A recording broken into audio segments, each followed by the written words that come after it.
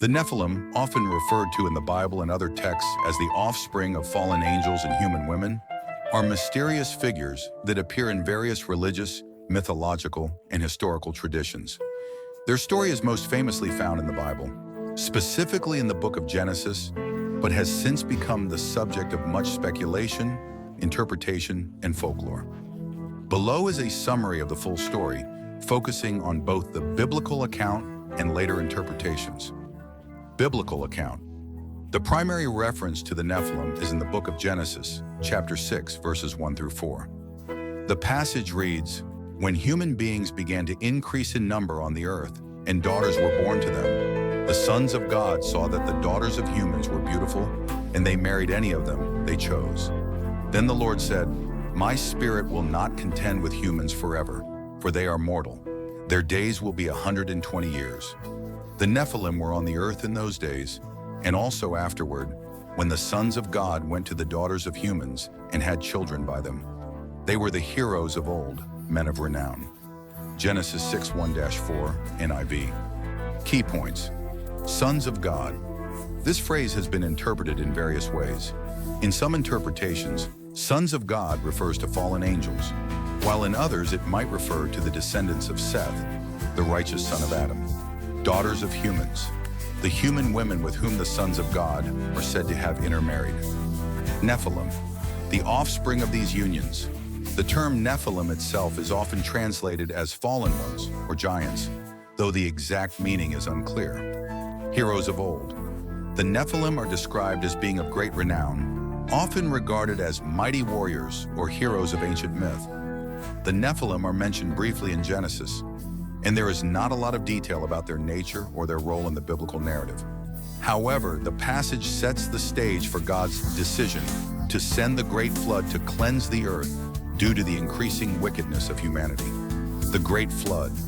Following the events of Genesis 6, God sees that humanity has become corrupt, and the Nephilim may be part of this corruption, as their existence is linked to a time when wickedness was rampant on earth. God decides to destroy all life with a great flood, sparing only Noah and his family, who are righteous. The Nephilim are presumably wiped out in the flood, as they are not mentioned again in the post-flood world. The Nephilim in later Jewish traditions. After Genesis, the Nephilim are not explicitly mentioned again in the Bible, but they are referenced and expanded upon in later Jewish traditions, particularly in the Book of Enoch, an ancient Jewish religious work not included in the canonical Bible, but considered sacred by some Christian and Jewish traditions. The Book of Enoch. The Book of Enoch, a text that dates to around the 3rd century BCE, provides a more detailed narrative about the sons of God. In Enoch, these beings are described as fallen angels or watchers who descend to earth and take human wives. Their union with human women leads to the birth of the Nephilim, who are described as giants and tyrants who bring violence and corruption to the earth. In this expanded narrative, the Watchers teach humanity forbidden knowledge, including magic, weaponry, and other arts that corrupt mankind. The corruption caused by the Nephilim and their angelic fathers leads to a revolt against God, and the Watchers are punished for their transgression. The flood is sent as a divine judgment to cleanse the earth of their influence, and the Nephilim are destroyed. Nephilim in Christian tradition. In early Christian thought, the Nephilim were often associated with the idea of angelic rebellion, and some Christian interpretations further explore their nature as giants, with many viewing them as a symbol of evil or fallen state. Early Christian writers such as St. Augustine and Tertullian believed the Nephilim were the offspring of fallen angels who took human wives, though this view was debated over time. Later Christian thought, particularly in the medieval period, saw the Nephilim as both a literal and symbolic representation of the evil and corruption that led to the flood. The exact nature of the Nephilim, whether giants, evil spirits, or something else entirely, varied between theological schools. Nephilim in modern popular culture. In recent years, the Nephilim have become a popular subject in modern books, movies, video games, and other media. Their portrayal can vary widely, giants or demigods. In some modern fiction, the Nephilim are portrayed as giants, often in the vein of classical mythology. This aligns with the heroes of old description in Genesis and the Book of Enoch. Fallen angels or half-angels. In other media, the Nephilim are depicted as the hybrid offspring of angels and humans, often possessing supernatural powers or qualities tied to their celestial parentage. Apocalyptic figures. In some interpretations, the Nephilim are associated with apocalyptic or end times narratives, either as antagonists or as key figures in bringing about the final judgment. Fantasy and occult literature. The Nephilim have also been incorporated into occult and fantasy literature, where they are sometimes depicted as beings of immense power, existing as part of secret societies or ancient bloodlines. Interpretations of the Nephilim.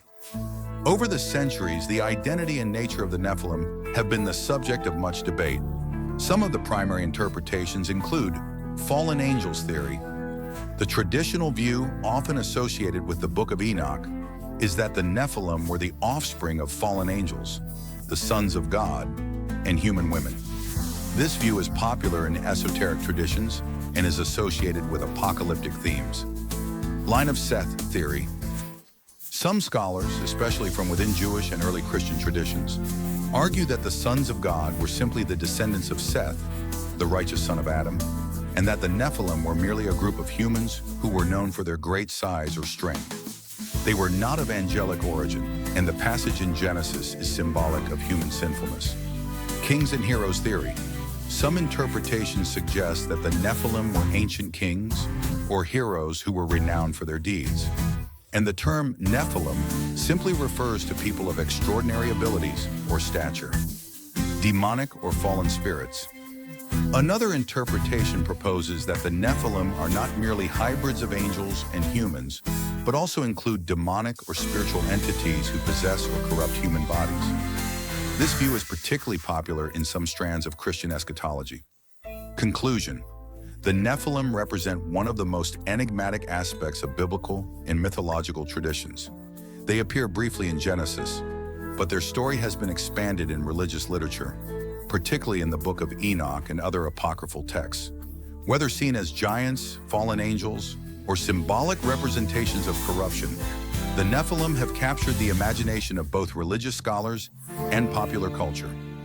Their legacy continues to inspire mystery and debate about the intersection of divine and human realms, the nature of sin, and the struggle between good and evil.